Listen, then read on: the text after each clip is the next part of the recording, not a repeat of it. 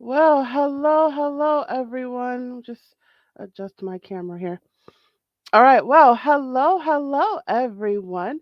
It's your girl, Gabrielle. Welcome to a brand new episode of Hot Topics.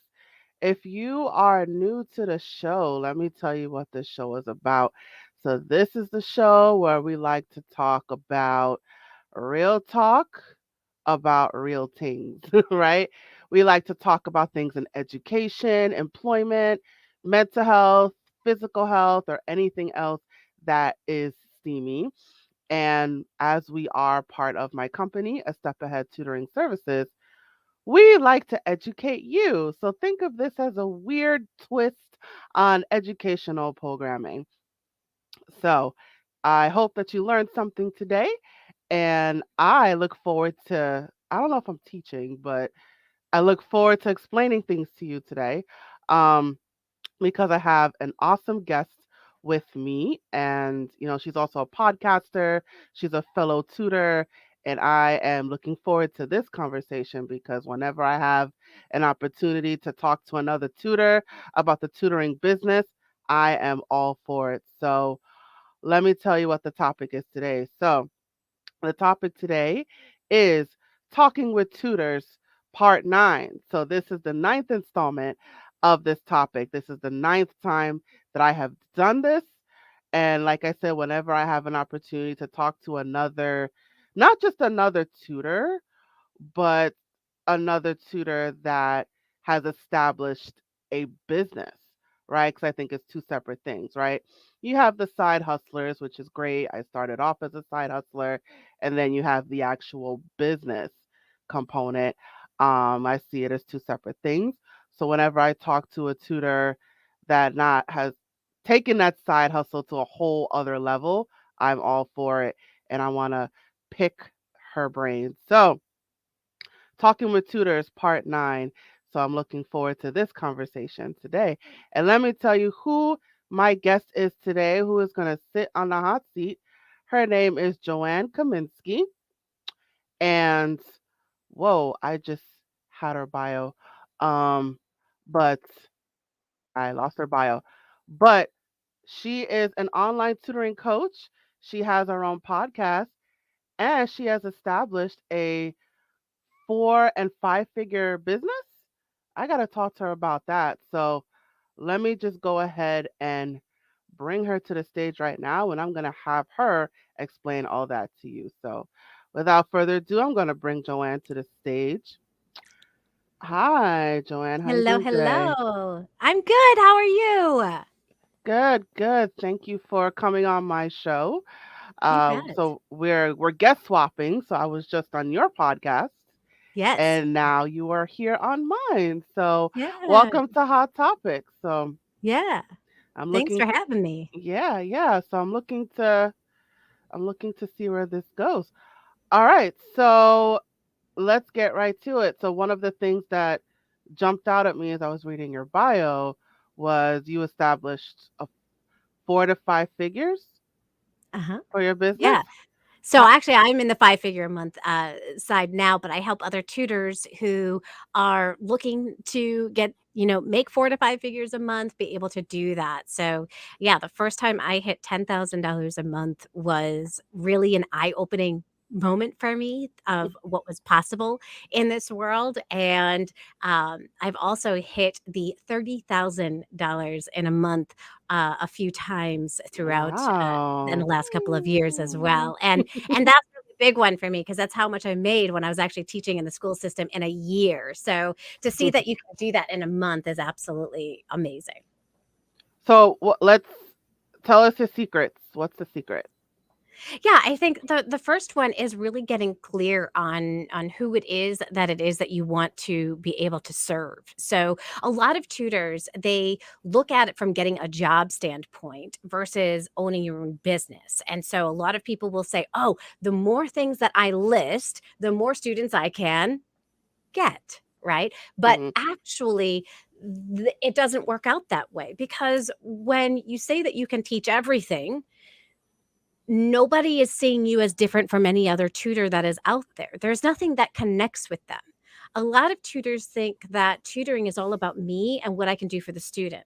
And I have to switch that perspective to what is the problem that my ideal client is struggling with, and how can I help them be able to get the results that they're looking for? When I Mhm. make that switch, I now have the ability to be able to talk to who my ideal client is, no matter where they live around the world. And then they have that opportunity to find me if I put myself in the right places. So I think this is really the big difference of, you know, I don't tutor reading and math, even though I was an elementary school teacher, right? I don't do reading, math, science, history, state tests, all of that kind of stuff. I focus specifically on helping kids that are struggling with reading. And because of that, I then have that ability to create content based off of things that will help those parents that are trying to do it themselves in the beginning and try to help their own child. I can, create resources, tools that will, get them to find me, and I can be of service to them at a whole different level. So so you're so now you focused on one subject and you identify the one subject that you're strong at and you use that to find your clients. Yes. Yeah, because it's somebody who has a child, whether they're struggling in reading or math, they're not going in there looking for somebody who can do reading and math. They're looking for somebody who can help them with reading, right? They're not looking for somebody who can help with all of the subjects. They're looking for somebody who is an expert in that field, is able to identify what the problems are, and then can close the gap in that area. So now because I've come across parents that want and maybe it's a reflective of my clientele, but they're pretty much looking for everything, right? So they're looking for math, writing, wazoo. Like they're usually looking for everything. So what what do you I mean, is that the right direction or is it If you're more of looking for clients online, it is not the right direction. If you have a local ah, business, I would think that that's where the game changes, right? So I'm an mm, online tutor business coach, and I teach people how to get students in the online world, which is very noisy, right? And if you want to mm, be able to stand out. Now, in your local area, you certainly can advertise that you teach all these other things if you have people that are capable of teaching those subjects, and have people come to, your center. That's what they are looking for. But when we move into the online world, the game changes. And I think this mm. is a piece that people like. They like to treat the brick and mortar business is the same as the online, and it's a very different ball game. How so? And what's the word? Again, That because if I put down that I tutor everything, who am I marketing to? I don't have a way to really like break down like who it is that I am marketing to. I'm marketing to what all parents. Well, not all parents are going to specifically want what it is that I have, right? And so I end up with a very basic, let's say, website, right? Let's say I create a website for my business. I say we can help you in A B C D E F G H I J K L M N O P, right? I can help you at all of these different things, and here are the 5 million services that we offer, and hopefully you can find the one that you need here. It's kind of like hit or miss. But online, now let's take this a step further. And I say, okay, I only help kids that are struggling in reading, right? You come to my website and there's a video that says, if you're here, it's probably because you have a child who's struggling in reading. They've sat down at the kitchen table and they tried to do their homework, but they're struggling to be able to read what the directions are for their homework. And you can see the tears slowly starting to slide down their cheek. And you mhm, want to be able to help, but you don't remember how you learned how to read. It just seemed to come naturally to you. So you sit there and you want to help, but you don't know how to help. And when you try to help, they get mad at you. They run the other direction, and it becomes this big fight. I'm here to help. My name's Joanne Kaminsky, and I have been helping struggling readers since 2010. And I've been helping them be able to close the gap so that they don't have to be pulled out of services in school and be made fun of by the other kids. I'm here to mhm. be able to help make reading easy for them so that they can be able to succeed in school.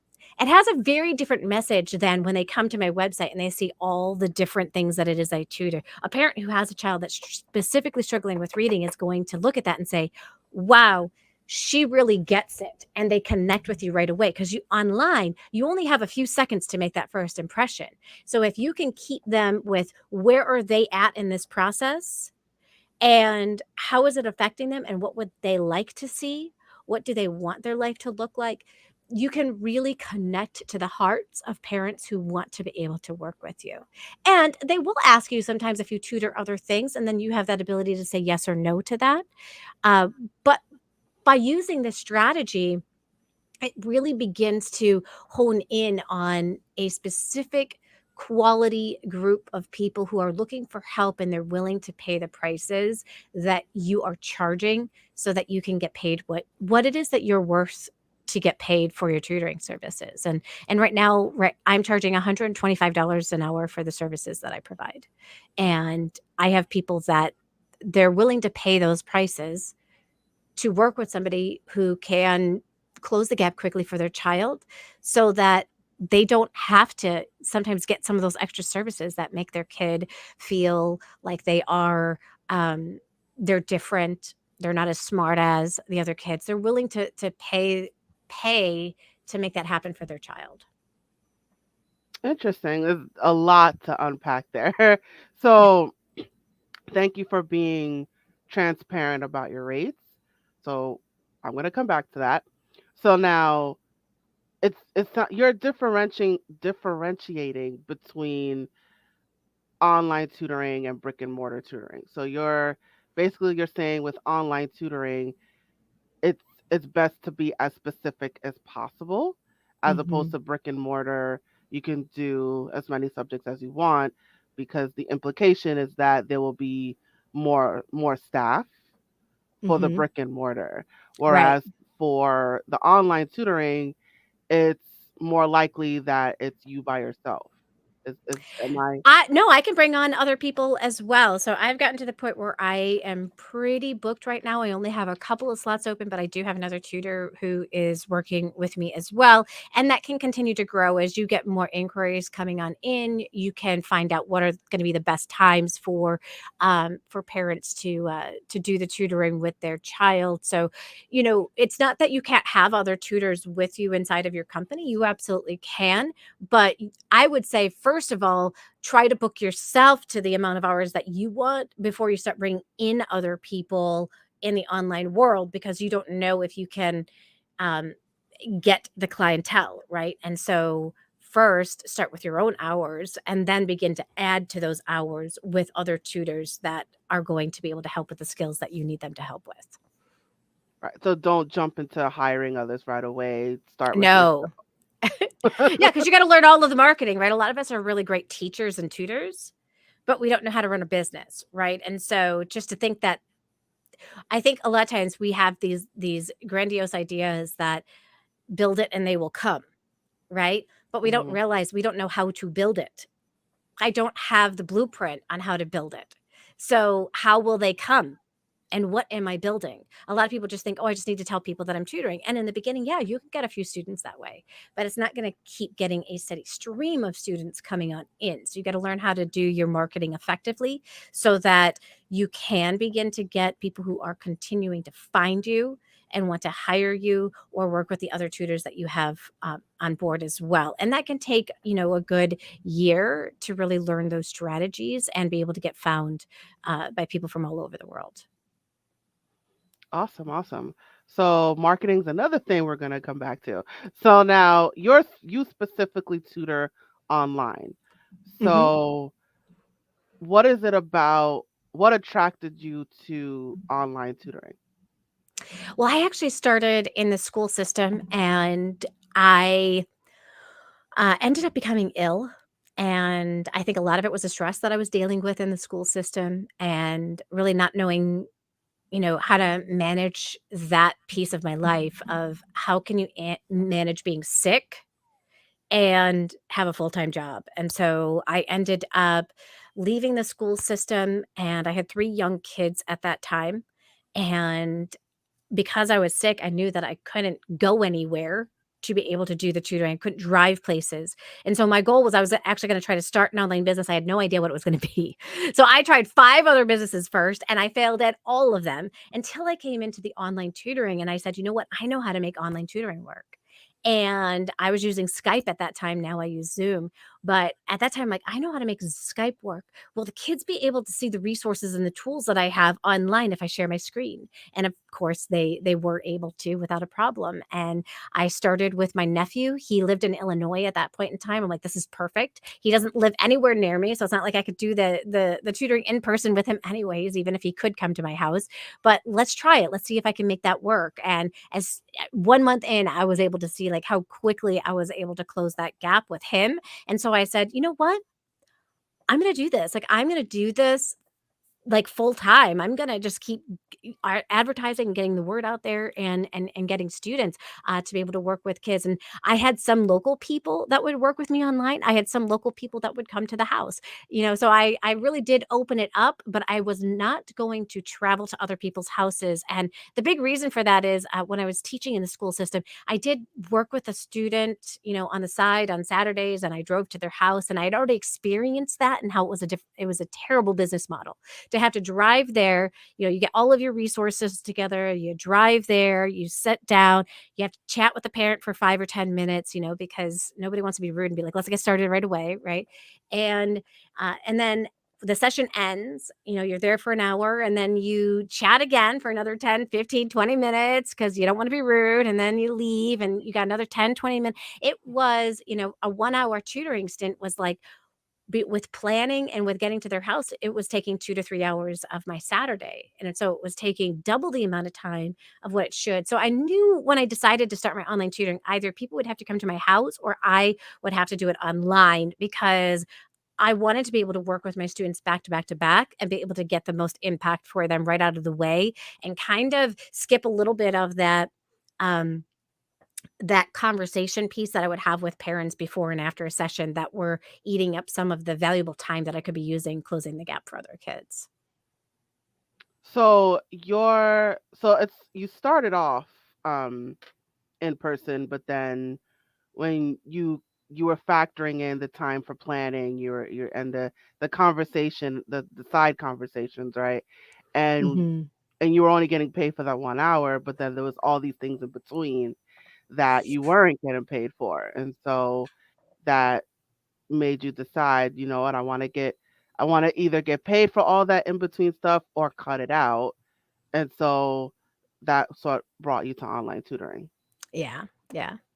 Yeah, and it wasn't even, like, something that I, like, thought of charging the parents for, so that wasn't even a piece of it for me. It was more of, how can I just help more students in a shorter amount of time versus, how do I get paid for the time that I'm chatting with the parent? Like, that didn't even cross my mind at that point in time. It was more of, this isn't this isn't helping the child move forward in their skills by having this conversation with the parent. Interesting, interesting. So a question just popped up here on the public forum. I don't know if you want to tackle this one, but the question is, I want to target Indian immigrants in other countries to get students. Where should I run my ads? That's a great question. I don't really teach. So we have to really take that word ads and we have to break that down. What are ads? Are we talking about Google ads? Are we talking about placing a Canva image inside of like a Facebook post and calling that an ad? So we really have to define. When I think of ads, I think of paid ads. And so I do not take part in paid ads, and I'll tell you why. Paid ads do not get the kind of traffic that you think. Every single one of those is a cold lead. And so I don't have the time for people to really value what it is that I do. And a lot of them will come right on out with the question of how much do you charge before they realize if I can even solve the problem that they have. And so they're just looking for that quick, give me a price, how much do you charge? And then going through their head, can I afford that? Can't I afford that? And so I like to skip and bypass that. I would rather build relationships with people online where they can get to know, like, and trust me. So I use a lot of what's called search engine optimization, SEO. This is where if somebody types something inside of Google, then a bunch of results come on up, right? I want to be on page one for those kinds of things. So if I am specifically targeting Indian immigrants, I have to know what is it that they are specifically struggling with? Are they coming to another country? What country are they coming to as an immigrant? Um, where are they located? Where can I find them? What are they struggling with? How can I create resources and tools that are going to help them in the meantime, before they realize that they need to come to me and be able to help?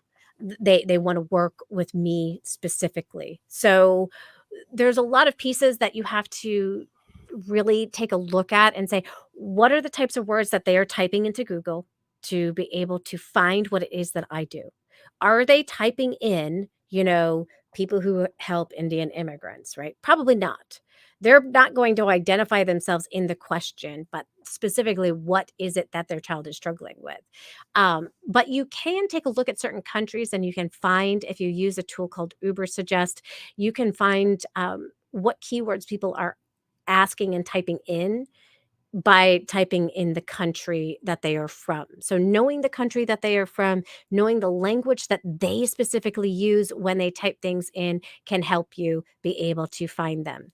And then it's a matter of creating content. Create a Facebook group, inside of Facebook that specifically targets your ideal parent that would be struggling with what it is that you want to be helping with. You can create a community of people that you're serving there, and then that can slowly turn into something that they decide over time they want to move forward with your one-on-one services, so that they can continue to work with you. But I would also think about, again, instead of placing ads, where is it that my ideal client can find me? You can find podcasts where that these parents are listening to. What podcasts are they listening to? Could I become a guest on that podcast? You really want to think about all the different things that you can do to be able to get found. And today online, there are so many different ways that you can get found, right? I can create videos on YouTube. I can get on other people's YouTube channels that target my ideal parents that I want to be able to help and serve. I can attend conferences and be a speaker at those different conferences that they would be attending that is going to help them. I can create resources. I can create tools that are going to serve them, that they can find, that they can download, they can get on my email list. And each of these is a longer process, right? These are just different ideas. I want people to really open their minds up. There's a lot of ways that people can find you, but if we just think about running an ad, like a one-time bloop kind of thing, it's going to not work out as well as you want it to. Me just saying that I help kids that are struggling with, speaking English in America who come from India, it's going to catch some eyes, but it's not going to catch a lot of excitement around what it is that you do. So hopefully that helps you. There's so many tools online that we don't have to just think about, throwing out ads all the time and saying, hire me, hire me, hire me.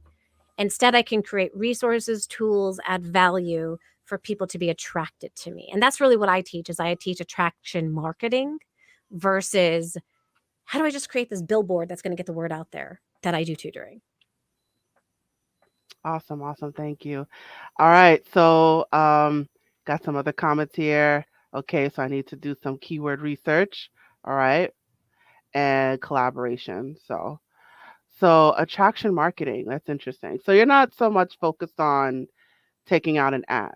So you're more focused on SEO and getting on other people's podcasts and more like collaborating with other people and where those clients might be.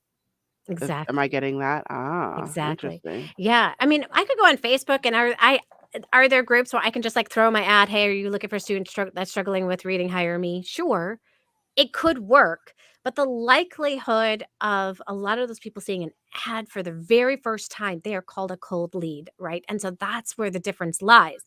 Cold leads versus warm leads. Warm leads will convert at a higher rate, and you'll be able to make more money over time with those leads. So it's always about um, really kind of controlling that temperature, right? And if I'm constantly going after cold leads, yes, I can fill my services with cold leads for like a brick and mortar business because I can throw in an ad. People are looking for local business and that kind of stuff. But when it comes to online, um, there's so many people for them to choose from. You want to stand out from the crowd and not look like everyone else who is just putting out the same exact ad pretty much.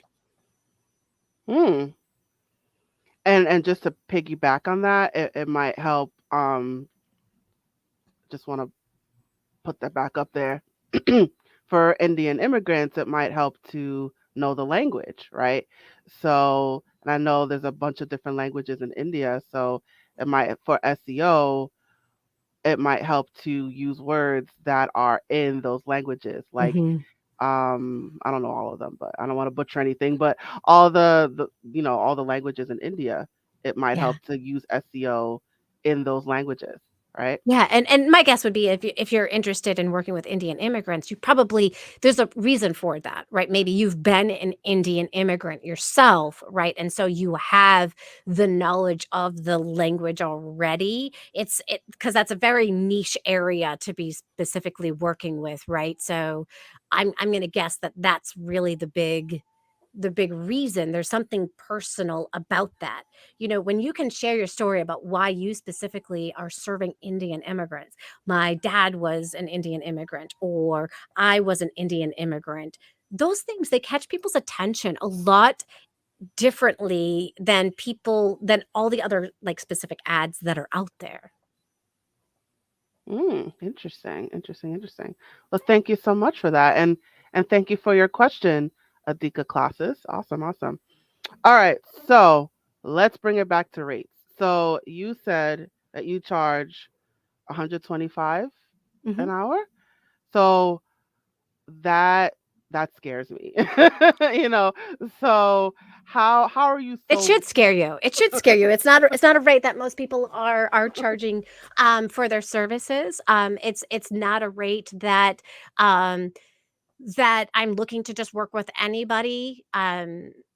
It's a rate that puts a claim and a stake into my expertise, right, of what is I'm able to do, and it's a rate that says, "Look, I can close the gap quicker than anybody else can." And so a lot of people don't realize that, yes, I can hire any tutor to help my child with reading, but it could actually cost me more over time to work with a tutor for a longer period of time who might not get the results that somebody with Joanne's expertise can get. Does that make sense? so I guess this is my internal conflict is that um w- what you're charging your rate based on the your worth, right? Mhm. So and what you'll put into it and the planning and the teaching and the researching. So you want to get charged your worth, but you have to find people who are willing to pay that. So you have to find people who understand Actually, I don't that. find anybody anymore. They find Really me. Mhm. interesting. And that's what Yeah. the attractive That's what marketing. attraction marketing is all about. I no longer have to go on out there and find people. They are finding me, learning about me, and then hiring me. Oh, okay. So now bring so now what do you say to tutors who have in a way I still have that internal conflict of charging your worth versus charging what's affordable. So I don't tell people that I am marketing to people who can't afford my services. I think here's the problem that we lie into as teachers. We want to be able to help everybody, and that's great. But we are a business, right? And we are here to serve certain people inside of our business. And tutoring, it has such a big, there's a big circle of people that fit into that, right? You've got after school services that are free. You have people who volunteer their time for services, right?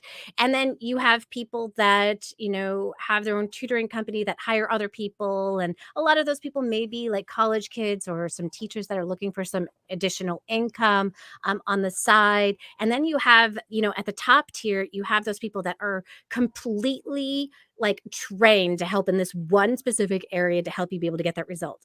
And those people that are at that top tier of the tutoring world, they know exactly what the problem is, they know how to solve it, and they're not going to waste your time with being able to do it. And so, there are three things that take into consideration with rate, right? You can get a service and it can be a fast service, but it's not going to be cheap, right? You can get a cheap service, but it's going to take you longer to be able to get the kinds of results. So, which end of the spectrum do you want to be on? Now, I had to fight. I grew up extremely poor. I grew up with a family who was on food stamps growing on up. And a lot of people would say, well, wouldn't you want to serve those kids that were in that same kind of financial situation? I did. I spent 10 years in the school system working with those kids. And it didn't pay the bills that I needed to be able to pay. And today I market towards the people that can afford my services. A lot of people, once we start charging $50 or more an hour for tutoring services, you have already decreased the amount of people that can afford your services, right? They're going to be looking for the free options. They're going to be looking for the options that aren't, as expensive. So those aren't the people that really I'm marketing towards. The people that I'm marketing towards, they really they're really struggling with this idea that their child will never learn to read, right? They're really struggling with this idea of, look, I want my child to be successful, and I'm willing to do whatever it takes, and I'm going to take the steps that you tell me, Joanne, that I need to take so I can help my child get those results. And I want to do it in a quick manner because I don't want my child to have to struggle anymore. So those are the people that I am out there servicing. If you want to make a really great income in tutoring, you absolutely can charge less for your tutoring services. I didn't start at $125 an hour. I wasn't ready to. I started at 40. I started at 40 because first, I didn't even know if I could get results. I was at that point, right? So at 40, I was like, I don't know if I could even get results.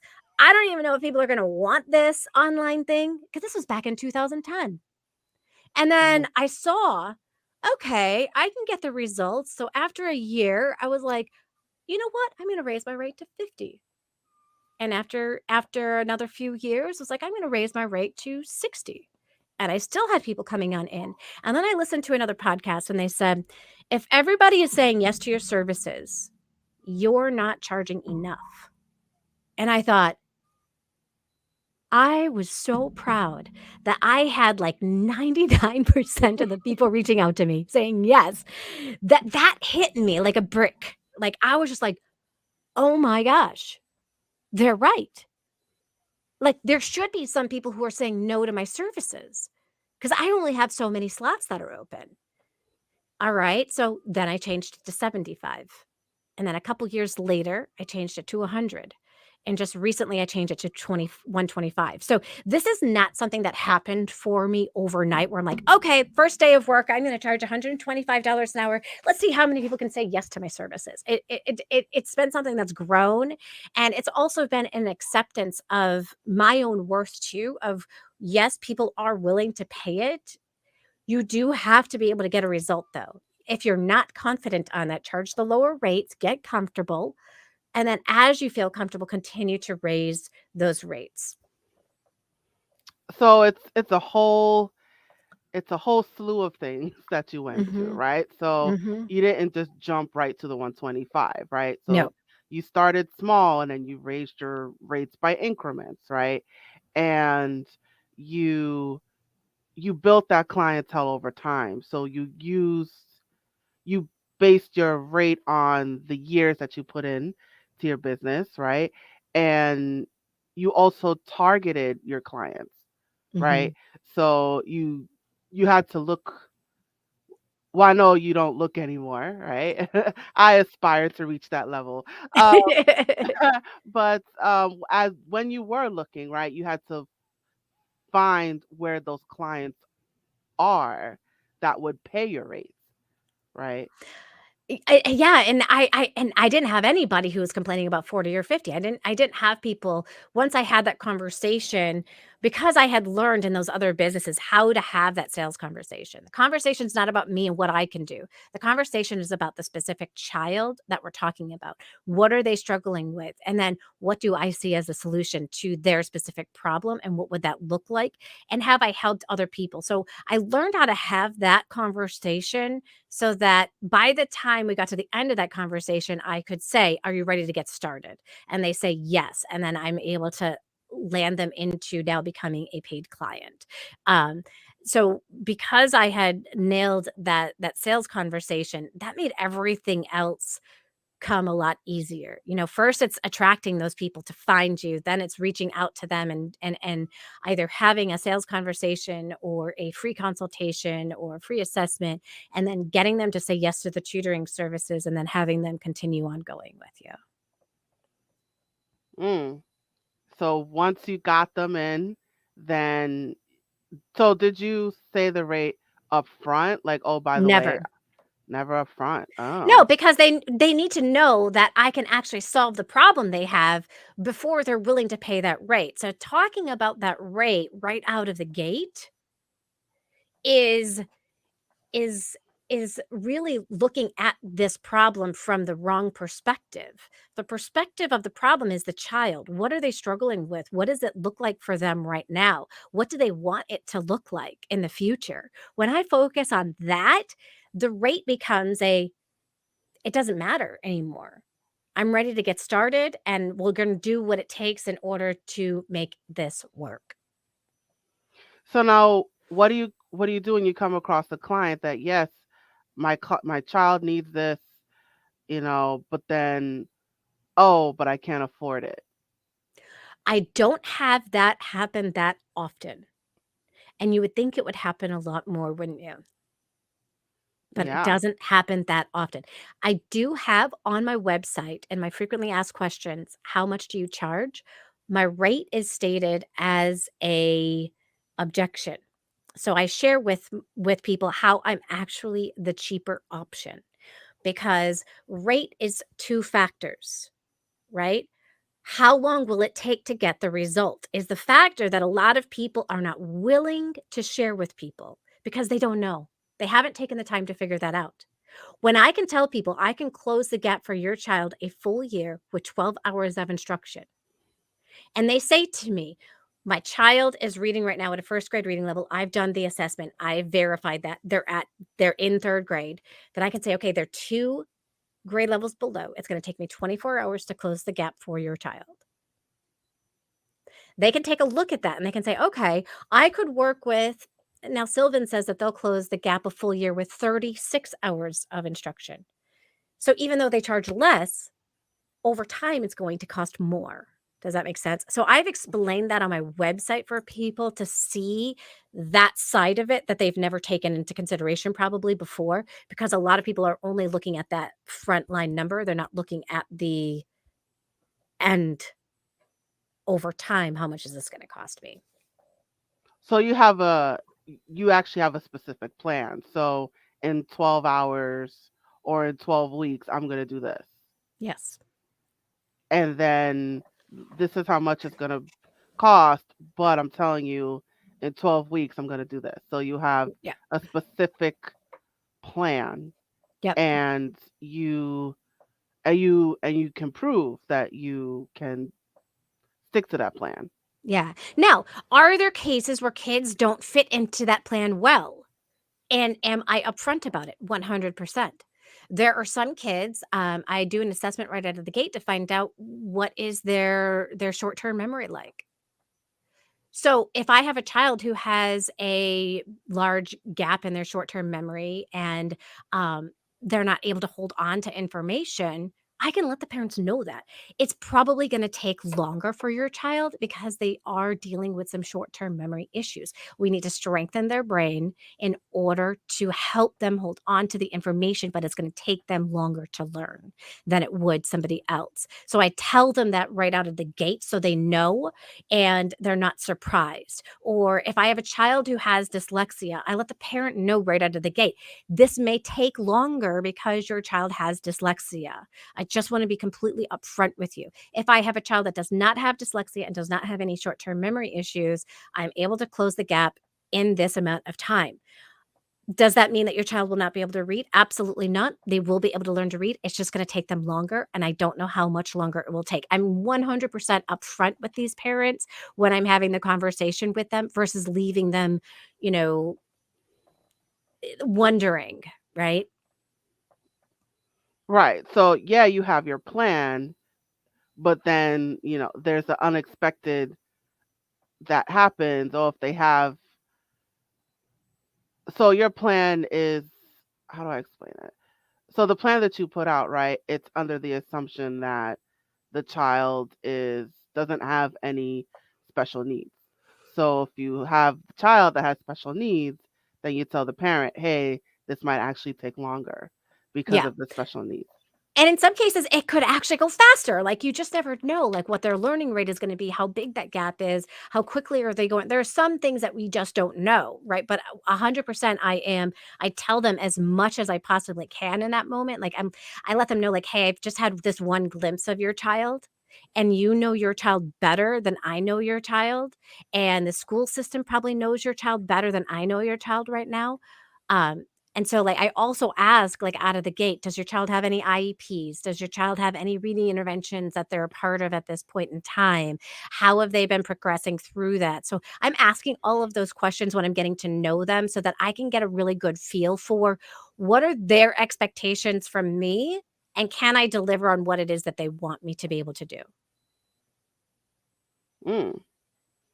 So just to recap, right? So in terms of your rate, you raised it by increments, right? You didn't jump out of the gate. You Mhm.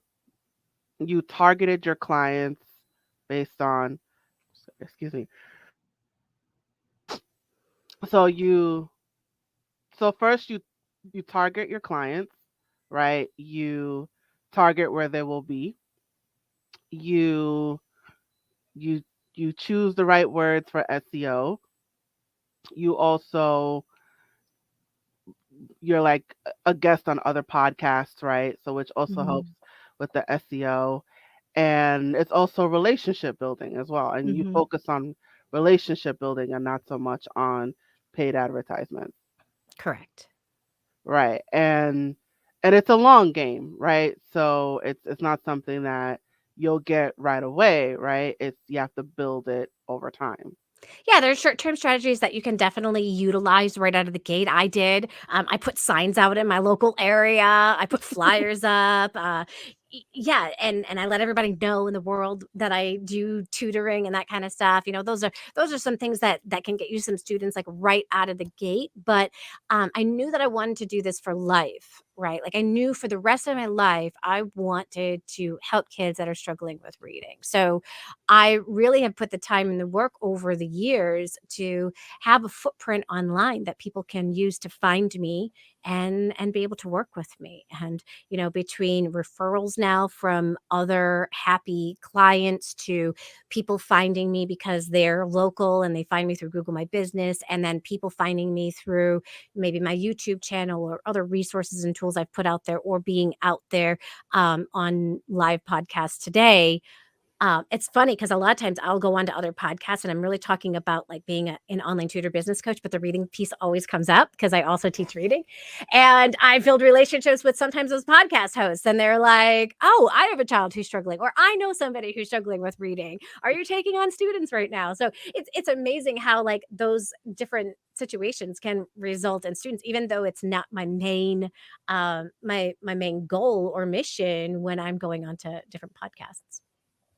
So it just happens, it's Yeah. you come on one thing and then something else just connects with it and then it all Yep. just kind of flows Yeah. together.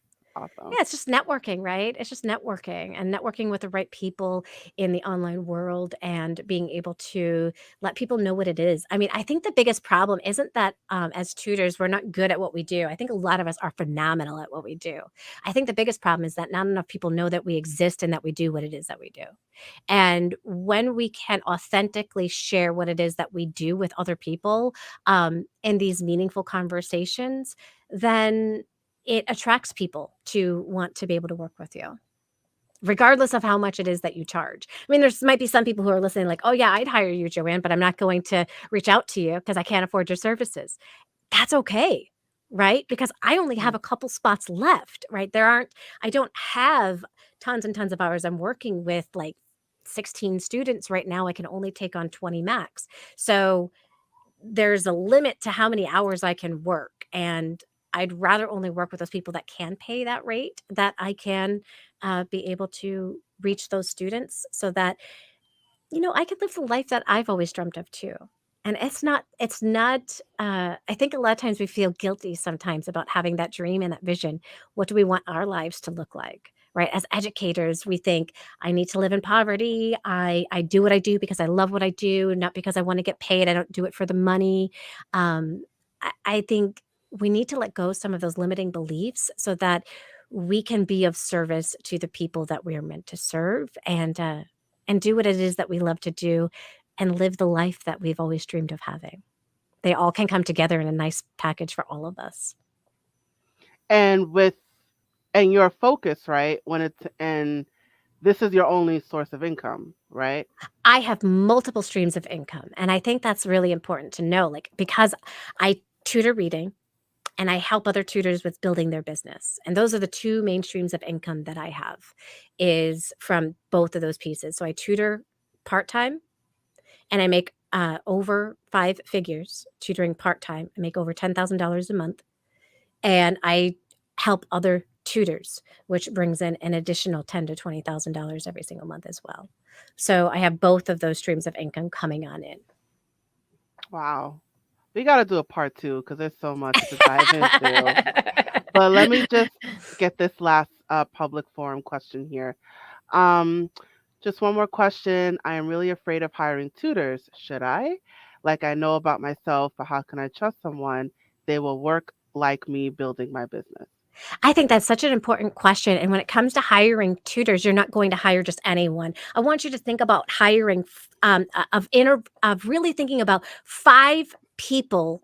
Interview at least 5 to 10 people that would be good for the position, and then have them come on in and do a lesson inside of, like, if you have a student that you're working with, invite them to come and join you for that lesson so you can get to see what does it look like, because they're not always going to be the best fit for your business. But if you think about hiring more for, okay, let me see who's going to be the best fit versus who will just say yes, I think it has a very big difference and impact on who then gets to be part of your team, right? Because you do want to hire the best to be able to get the results that you are able to get. And those teachers are out there, right? I know that I'm not the only person who can teach reading. There are a lot of great tutors and teachers that are out there. So find them, interview them, and then have them do a lesson for you so you can get to actually see what does it look like when they teach and what would that look like if they were to work for you in your tutoring business. There we go. There we go. All right. So let's start to wind things down. I definitely got to book you for a part two. Um, but I like to ask my guests words of wisdom, right? So, are there any words of wisdom that you would like to share with our audience? Yeah, absolutely. We're educators first and foremost, right? We love to teach, right? But for too long, we have not been getting paid what we're truly worth. And you guys are adding so much value to the world out there. I want you to think about how can you increase the rate that you have now and serve the people that you love to be able to serve. If you're struggling with being able to get the amount of clients that you want to be able to get now at the rate that you're charging, most likely it is not your rate that is the problem. Okay. A lot of people think that it's the money that is the reason why they can't get the students that they want. It is not. Okay. It is something else they're not willing to tell you. And you need to learn what that is. So ask the question, If it weren't for the money, is this something you would want to move forward with? Because if they are saying no and they're using price, usually price is the reason, is not the reason of why they don't want to move forward. And you need to discover what those other reasons are. So it might be that I need to develop more confidence to be able to sell my services. I need to listen more and talk less. I don't know, but listen to what those things are, because people do want to pay what you are charging, but don't make it the very first thing out of the gate. Learn more about that child and what they're struggling with. Think about how you can truly serve that child, and then ask if those families are ready to get started, because that is going to be a formula that's going to help you get more students paying what you're worth, paying what you want to get paid, and it's going to lead into a better experience for the family as well. Beautiful, beautiful, beautiful. All right. Well, Joanne, thank you so much for coming on my show, You are and thank welcome. you for your beautiful words of wisdom. You're welcome. All right. So now it is promo time. All right. So you guys, you can find Joanne Kaminsky. Am I saying your name right? Yes. Mhm. Okay. Joanne Kaminsky. She is all over the place, you guys. So she has a website. You can find her online. It is onlinetutorcoach.com. She is also on Facebook and Instagram with the account name Online Tutor Coach. She also has a YouTube channel. It is Joanne Kaminsky Reading Tutor. That's the handle. And she's also on LinkedIn. It is just her name, Joanne Kaminsky. So I encourage you to find her on all of those platforms and follow her, subscribe, like whatever the call to action is. I want you to do it, you guys. So find her all over social media and just follow her. And if you want to learn more about her and her business, you can go to her website again. It is online tutorcoach.com. And Joanne, I know you briefly touched on it, but can you just talk more about your services, what you offer, all that jazz? Absolutely. Yeah, so I help people with, one-on-one coaching, being able to get uh, their all their things in place with their business, with their website, with all of those resources. I offer one-on-one coaching, and I also have a group class called the Jumpstart Your Online Tutoring Business Masterclass, and that is where I take a group of tutors. We have an entire cohort that goes through all of the steps all at once together, and it's a much more affordable package so that people can get their business up and running to the way that they want to. And for those of you that are just kind of looking, you're like, okay, like I'm not really ready for this.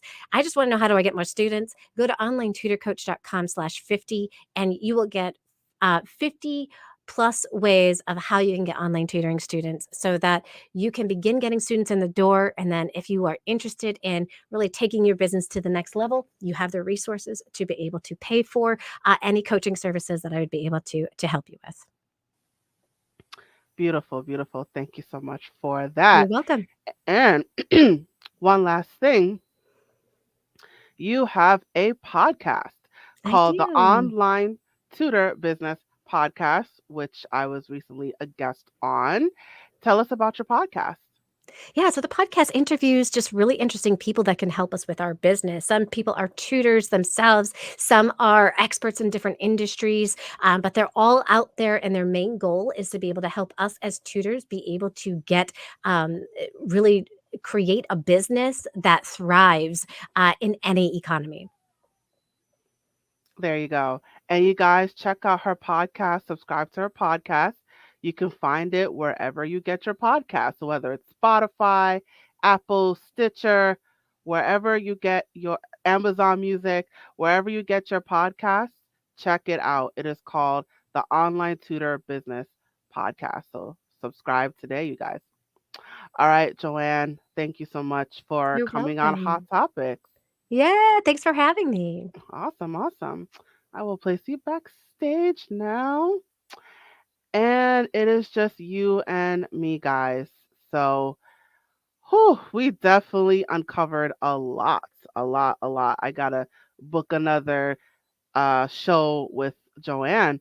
But yes, so, as a reminder, this podcast that you're watching right now is a production of my own podcast, Hot Topics, and it is part of my own tutoring company called A Step Ahead Tutoring Services. So, um, oh, I saw that she left.